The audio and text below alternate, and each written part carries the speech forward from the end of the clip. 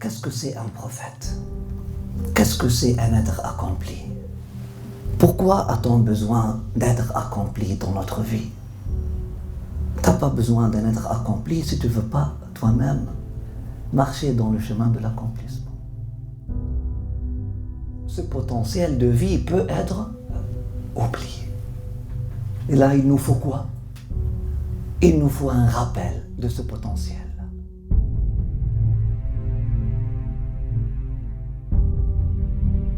La naissance du prophète sallallahu alayhi wa sallam n'est pas n'importe quelle naissance.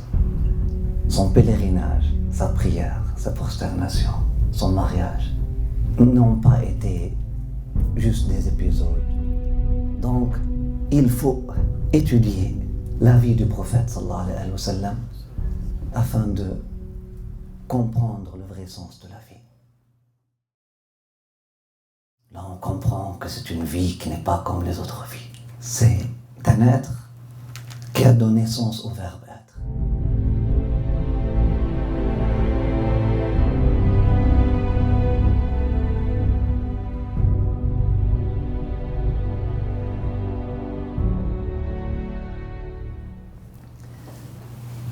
Pour étudier cette vie noble, là on comprend que c'est une vie qui n'est pas comme les autres vies. C'est une existence qui a donné sens à l'existence. C'est un être qui a donné sens au verbe être. C'est un humain qui a voulu être l'essence même de l'humain. Naturellement, tous les épisodes de la vie de cet humain-là sont non seulement riches, non seulement pleines de sens et de lumière, non seulement exceptionnels, mais des momentum pour tous les sens et pour toutes les transformations qui peuvent, et pour toutes les émotions et pour toutes les ouvertures qui peuvent ou que peut vivre l'être humain. L'enfance du prophète sallallahu alayhi wa sallam, la naissance du prophète sallallahu alayhi wa sallam n'est pas n'importe quelle naissance, n'est pas n'importe quelle enfance. Le mariage de ses parents n'est pas n'importe quel mariage. Son père, sa maman ne sont pas n'importe quel père et maman. Son grand-père et son arrière-grand-père. Sa lignée, son début, sa fin, sa mort, son pèlerinage, sa prière, sa prosternation, son mariage. Toutes ces choses-là n'ont pas été juste des épisodes ou des choses normales. Certainement. Donc, il faut étudier la vie du prophète sallallahu alayhi wa sallam afin de comprendre le vrai sens de la vie. Qu'est-ce que c'est un prophète? Qu'est-ce que c'est un être accompli? Pourquoi a-t-on besoin d'être accompli dans notre vie? Tu n'as pas besoin d'un être accompli si tu ne veux pas toi-même marcher dans le chemin de l'accomplissement. Nul besoin de lumière pour celui qui ne veut pas sortir de ses ténèbres.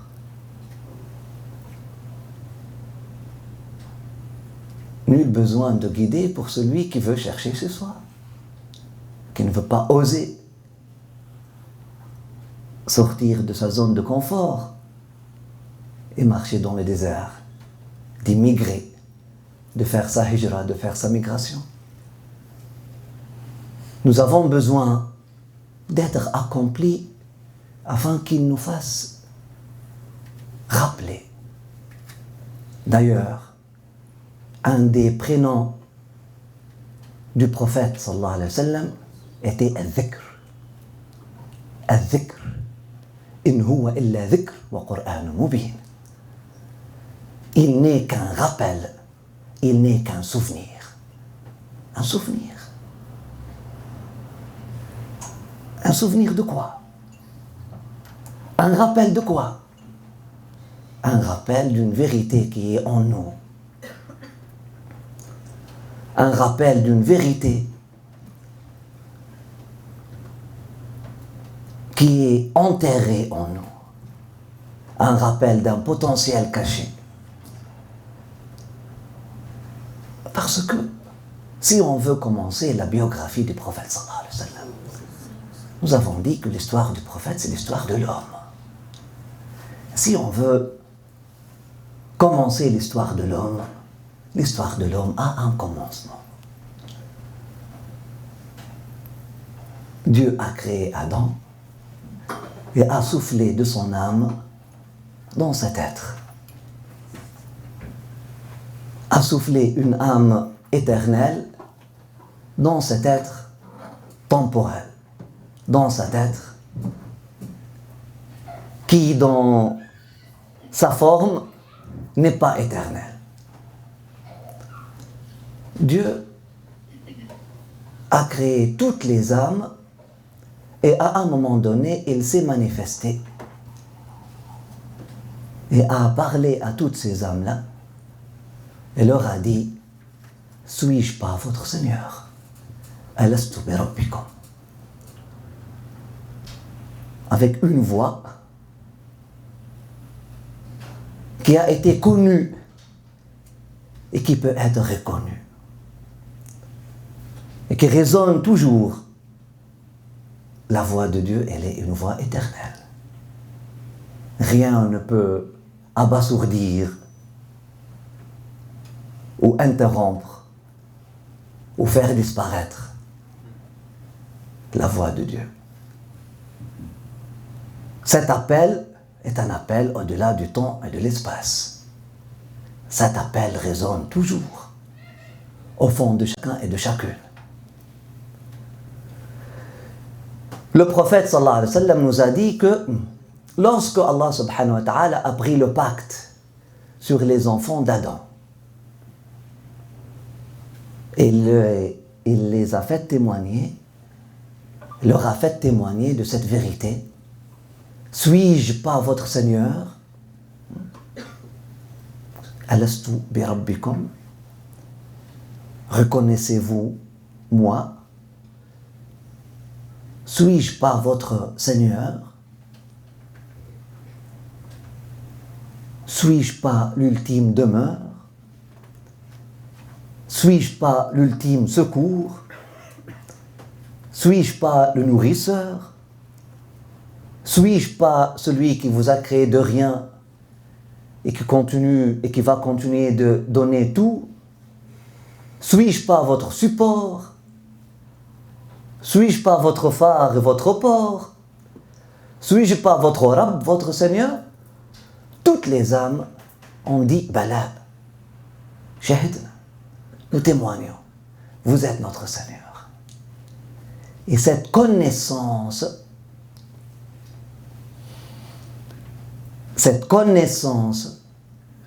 qui précède notre naissance matérielle, qui a précédé notre naissance matérielle,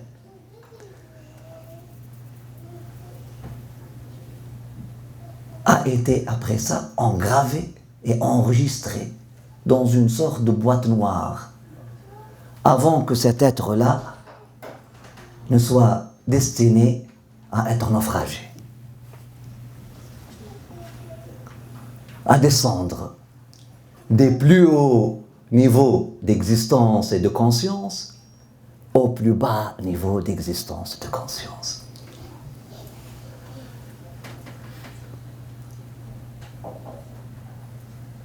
Mais avant que l'avion ne chute, avant que ce bateau ne coule, Allah subhanahu wa ta'ala a bien enregistré ce pacte dans cette boîte noire qu'on appelle Sir. qu'on appelle secret, qui est le cœur de Ruh. Le Ruh lui-même est le cœur du cœur. Le cœur est ton cœur. On parle du 4e niveau intérieur.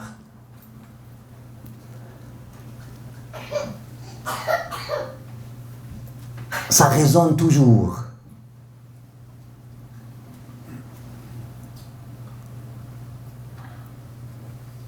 Cette eau bénite, ou cette eau ancienne, ou cet ancien testament est toujours là. Il résonne en nous. La vie de l'être humain, le but de l'existence de l'être humain est de se retrouver lui-même. Et de retrouver en lui cet être qui a dit « Je témoigne, ashhadu, je vois que tu es mon Rabb ».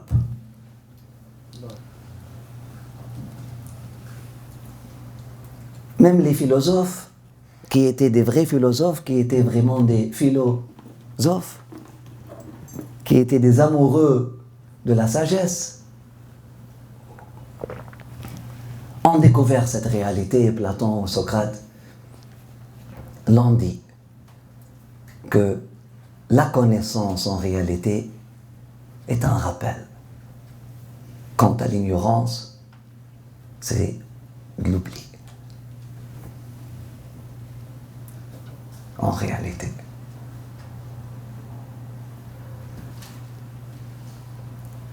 Ils ont pris des graines. J'ai raconté cette histoire et je la raconte une autre fois. Ils ont pris des graines qui ont passé des années dans un endroit noir et sec.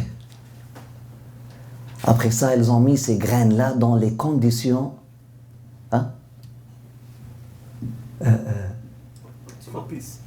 optimales ou propices, dans les conditions optimales de germination. N'ont pas germé. Eau, lumière, tout ce qu'il fallait pour une graine pour germer et éclore. On dirait que ces graines ont oublié leur potentiel. On dirait que ces graines sont devenues des roches. Mais là, ils ont dit, est-ce que la vie se perd? Est-ce qu'une graine peut vraiment devenir une roche?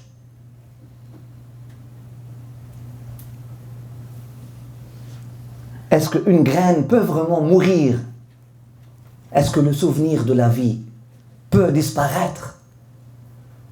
Mais là, nous avons dit tout à l'heure que c'est impossible. Parce que rien ne peut abasourdir la voix de Dieu qui résonne en vous.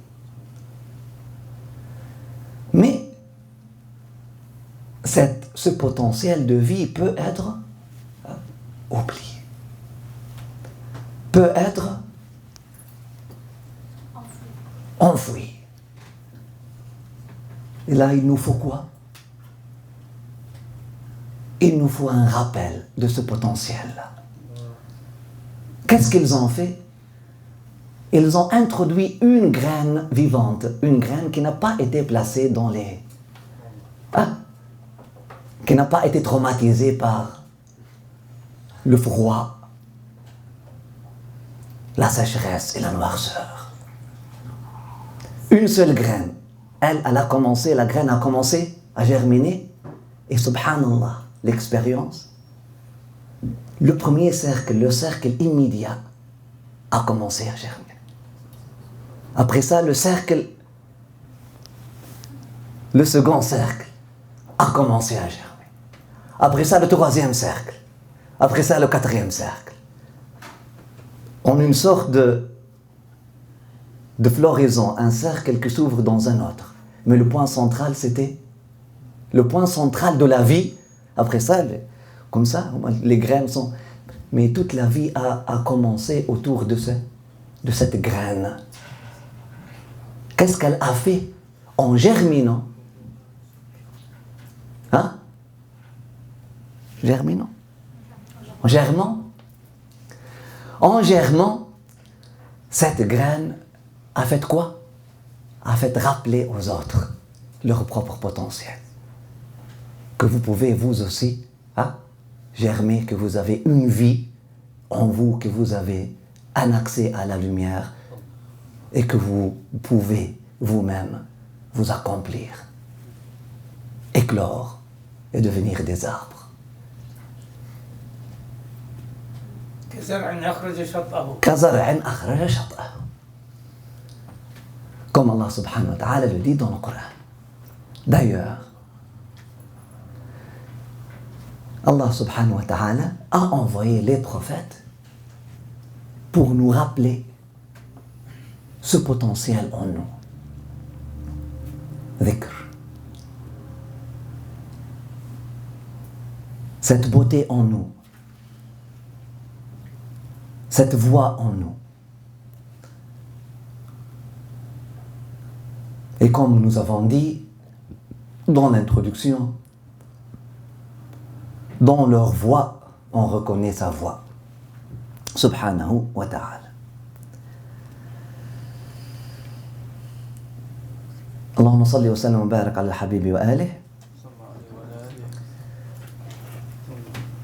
Pour étudier la biographie donc du prophète sallallahu alayhi wa sallam, il faut comprendre la réalité de l'être humain, le rôle du prophète. Qu'est-ce que cela veut dire un être illuminé? Qu'est-ce que cela veut dire? C'est quoi le but de l'existence des êtres humains? Et je vous inviterai à lire la biographie du prophète sallallahu alayhi wa sallam sous cet angle-là. Le dernier siècle a été rempli, bombardé, je dirais, de lectures politiques de la vie du prophète sallallahu alayhi wa sallam. Depuis la chute de l'Empire ottoman, le paradis perdu, le musulman, à l'instar de celui qui a perdu ce paradis, a toujours continué à vouloir revenir à ce paradis. Une attente légitime et un projet légitime. Sauf que les moyens, la façon et l'impatience manquent de maturité. Hâte, mail, istajal. Vouloir achever le résultat, arriver à la conclusion avant même de commencer sa recherche. Cette précipitation vers le projet de l'État islamique, nous pouvons voir l'aboutissement de cette précipitation aujourd'hui. Ici et là. Un État islamique en Égypte qui n'a pas pu exister, continuer pour plus que 6 mois. Le résultat, 10% des jeunes Égyptiens sont devenus athées durant ces 6 mois. À cause des contradictions. Vous invitez à une vérité que vous n'avez pas pris soin d'incarner. Vous allez devenir une source de confusion, pas une source de fusion. Et l'autre exemple caricatural, un peu plus loin, des caricatures ici, des caricatures là, des pays fondés au nom de la religion ou au nom de l'élitisme religieux, ou au nom du puritanisme religieux. Pâques, nous sommes le peuple pur, parce que les hindous sont impurs. L'arrogance même dans le nom de l'État, dans la dénomination de l'État. ici et là, ici et là. Mais finalement, le citoyen canadien peut dire que il jouit de la baraka al-Muhammadiyya dans le code civil canadien et la constitution canadienne et la charte des droits de l'homme canadien beaucoup plus que les citoyens pakistanais ou les citoyens saoudiens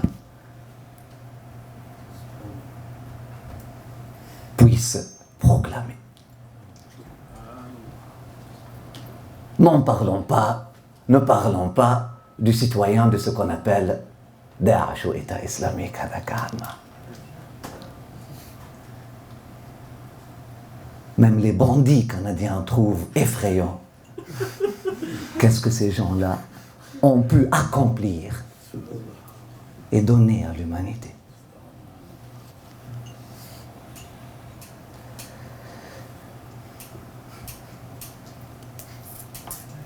Étudier la biographie du prophète sallallahu alayhi wa sallam comme une muhawala, comme une atteinte ou comme un projet de fonder un État ou une nation. Et là, je dis que c'est une étude réductionniste et dangereuse. Manque d'universalité, manque d'éternalité, manque de sens et manque de cohérence, qui peut devenir une étude même dangereuse, qui peut mener à des excès, et nous pouvons en témoigner. Donc, on ne va pas étudier la sira, la biographie de notre bien-aimé sous cet angle-là. Mais, on ne va pas changer la lettre. On va étudier la sira, la biographie de notre bien-aimé pour bâtir l'État islamique. En vous, en nous. On va étudier sa biographie comme un projet pour bâtir un État. Un hal, une station, une conscience, une existence islamique. Comment vivre avec la révélation.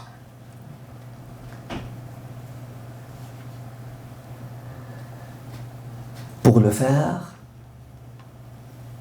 il faut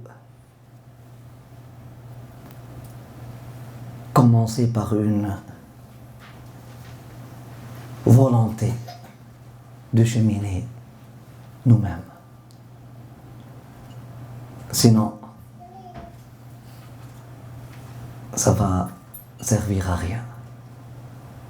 La biographie du prophète sallallahu alayhi wa sallam, selon cette approche-là, n'est bénéfique, ou l'étude de la biographie du prophète sallallahu alayhi wa sallam, selon cette approche-là, n'est bénéfique que pour des êtres repentis, c'est-à-dire des êtres divorcés.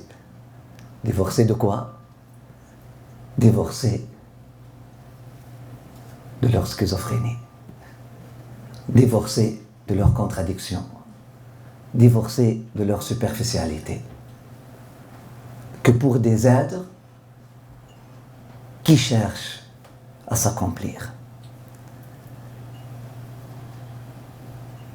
Qu'Allah subhanahu wa ta'ala fasse de nous et de vous des êtres comme ça. Amin ya arham ar-rahimin, ya rabb al-alamin. On va donc étudier l'époque qui a précédé le prophète sallallahu alayhi wa sallam. Pourquoi?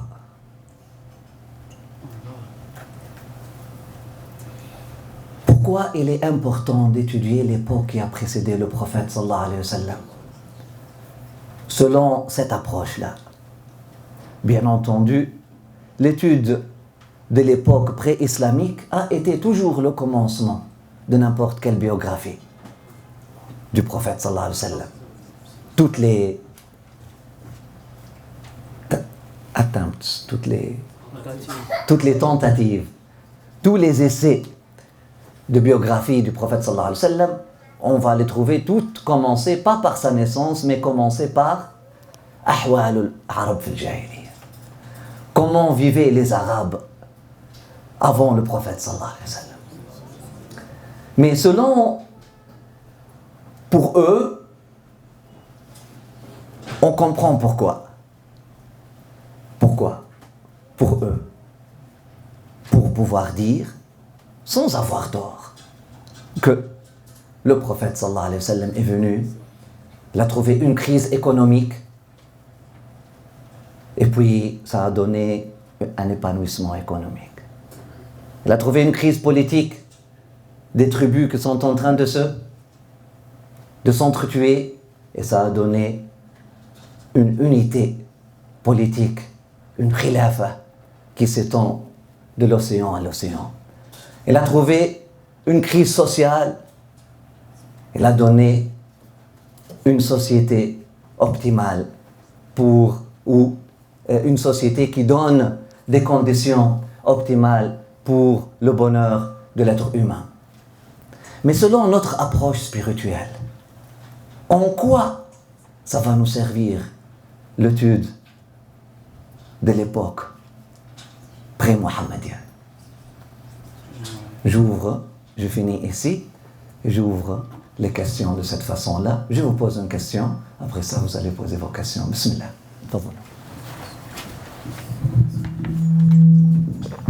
Bismillah. Bismillah. Merci beaucoup pour cette introduction majestueuse. Je me dis d'étudier la vie du prophète avant la révélation, ça ouvre